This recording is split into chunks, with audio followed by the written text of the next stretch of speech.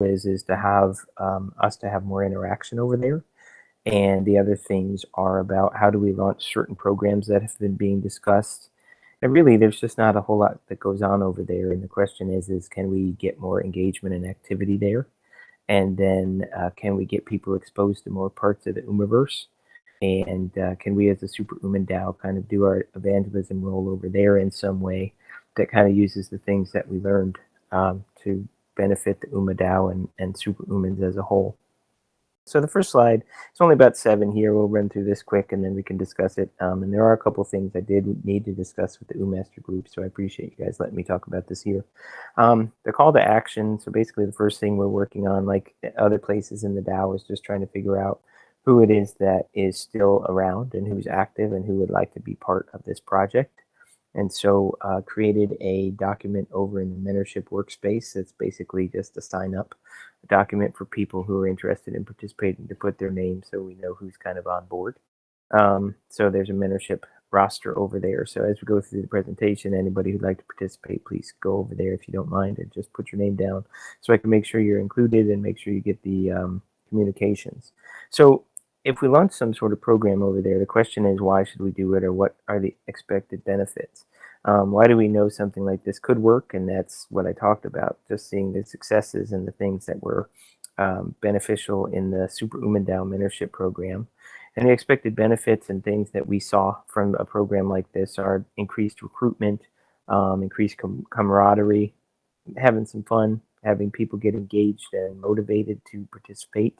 And then also, once you get together a group of engaged, motivated people, it creates a group from which you can launch other projects and kind of get things accomplished that you'd like to get accomplished. So if we talk about doing an UMAverse project, the first thing I can say is I don't necessarily think that we would call this like UMAverse mentorship program. I don't necessarily know that it would meet that definition. And so one of the things that's on our action plan and in the text hub, I went ahead and posted the document, which it discusses all of the things in this PowerPoint, but then also after it, it has a action plan and some things that we would work on to help us kind of get something like this going. And so one of the things is what do we want to call it? And so, that's something we certainly can discuss, but we do need to come up with a name. But this is sort of the vision I had. Now, I talked about this in the last mentorship team meeting, and I basically said, so this is the vision that I came up with for the project, but one person's ideas, and specifically my ideas, aren't necessarily the end-all be-all or the best. And so I really would like discussion and ideas and just having the group participate, because I feel like as a group, we certainly will come up with better things together. But when I talk about this, I'm just talking about the way I envision it. And the goal of the PowerPoint is to discuss that. And then it's not to say this is the way the project exactly has to work. It's hopefully to open up dialogue so that people can kind of give their ideas and discussions and ask questions. But the way I see it is that if someone new came into any part of the UMAverse, and that would include someone who came into a cross, or someone who came into the UMA DAO, or someone who got interested in, I don't know, watching YouTube videos about the optimistic oracle, or just basically whatever entry ramps we have into the UMAverse, is directing them towards this one specific project. So users would be directed towards a thread on the UMA Discord, and also probably on a cross as well. And basically we target new users, but honestly, when we launch the project, I expect there would be people already on the UMA DAO who have UMA and are voting, who would like to be more engaged and take part in things, and I think we could get some of those users as well.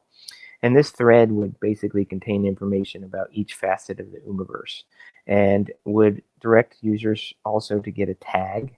So we have a mentorship tag in the Super UMA DAO. We could have some type of tag over there for people who are participating. And that would help us to know who is it that this project is bringing into the DAO, and just so we have an idea of how we're doing.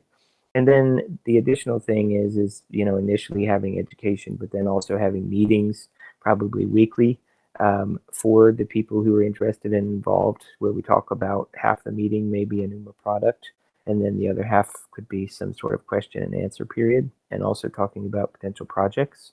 Although I imagine if we put this in place, eventually we would have kind of offshoots that might be specific projects. We'll talk a little more about that.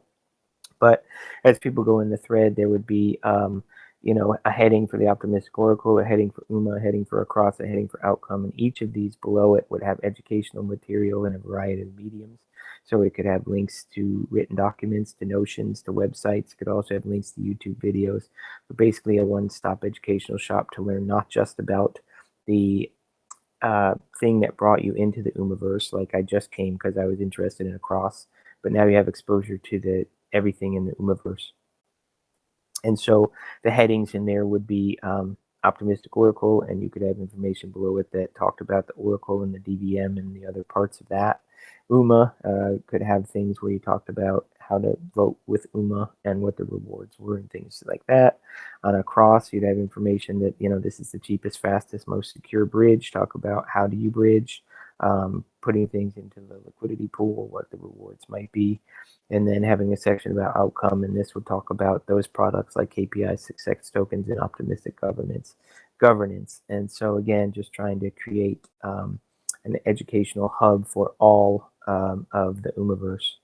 And so again, I would pair this with meetings, and in the weekly meetings, half of it we could talk about one aspect of the UMAverse, and this could be like we could talk about across one meeting and talk about the advantages, the speed, and the cost, and the referral program, and the liquidity and rewards.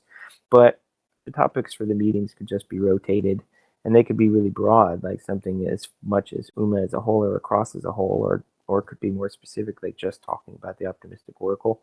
Just basically coming up with an education program and dividing that education program into meetings, and they could basically cycle as we get new users in. Also, this would create opportunities to have speakers and content experts to come in and talk with this group as well. And then, that would be a part of the meeting, and the end of the meeting would be a Q&A session. It could be, okay, I just learned about across, how do I get into liquidity pool or whatever, just answering questions for people.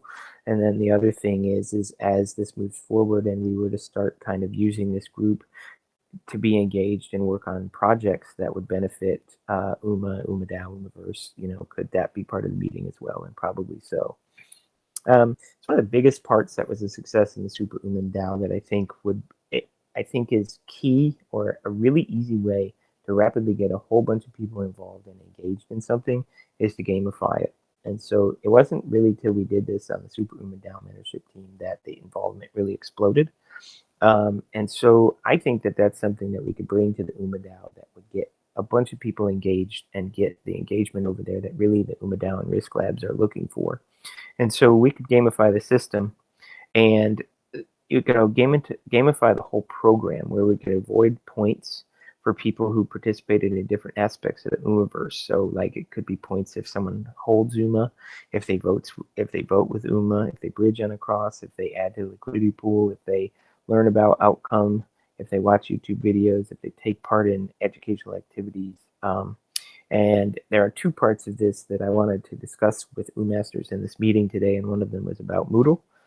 And so at the end, we could talk about whether or not that something like this could be a hub for how we got people into taking the Moodle courses.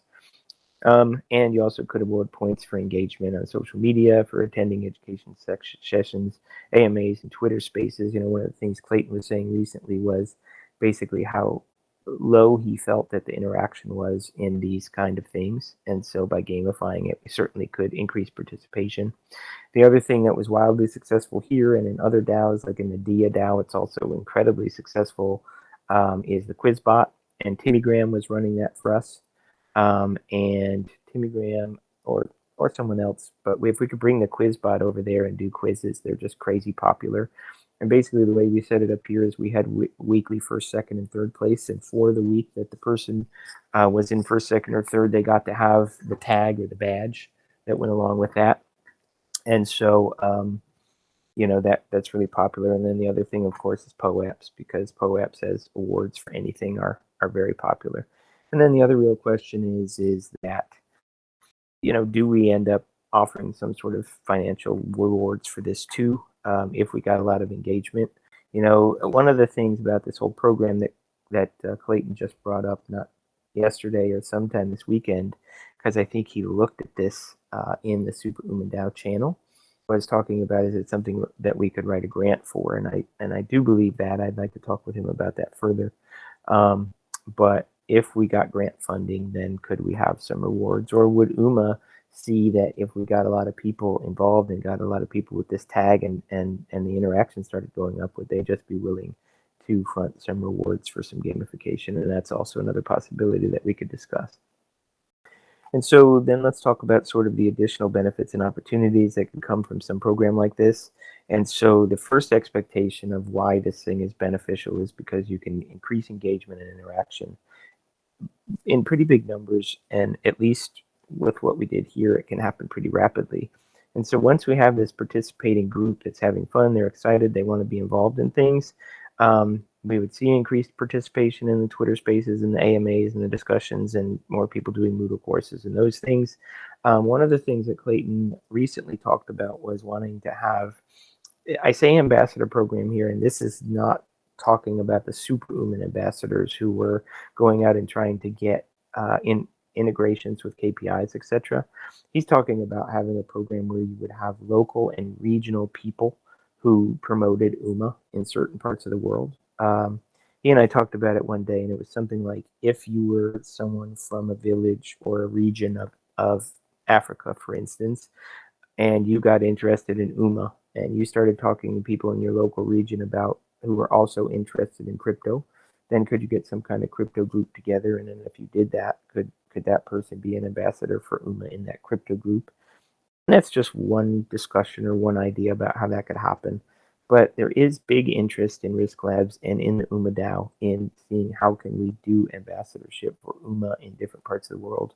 And so the first thing you'd have to do in that aspect is you would have to get a group of people, and you'd have to find out where they lived, and you'd have to find out who is interested. And so this could be a place where something like that could launch from.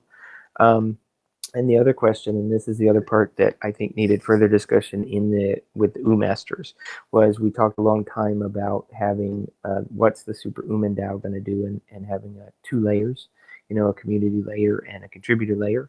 And so another question is if we got this together and we had the group of interactive people who might be interested in becoming superhumans, could that be also a place to start these layers, and to start how could we get promotion to superhuman and those kind of things? Now, there's an understanding I have completely that people in the onboarding team and people like Neon have been having serious discussions about this for a long time, and also that I don't know all the details. And so I am not in any way saying this is the way it would have to be done. I'm simply putting it in here as, would it be of any benefit towards those goals that we have? And if so, it's certainly something we could do. But I feel like the last thing, it says limitless opportunities, and I feel like that so in the Superhuman mentorship team, basically we started out, and the only goal is to take people who get onboarded and basically released into the DAO. And then there was a gap in between when they became useful or beneficial or contributing members. And so the whole goal of the mentorship team was, how do we bridge that gap? And so at the beginning, all we did was basically take on projects and teach people how to work in a DAO, and teach people about a DAO, and teach people how to work in projects and get people involved. And then much more rapidly than they were on their own, a lot of people were getting very involved and contributing. But then what happened in the second epoch was that we realized that everything changed a little bit. Like, our KPIs came based on TVL, and we got a lot more into how are every team in the DAO supporting that goal. And so the mentorship team changed its whole entire goal from that over to researching DAOs with the goal of trying to see, could we get KPIs and integrations?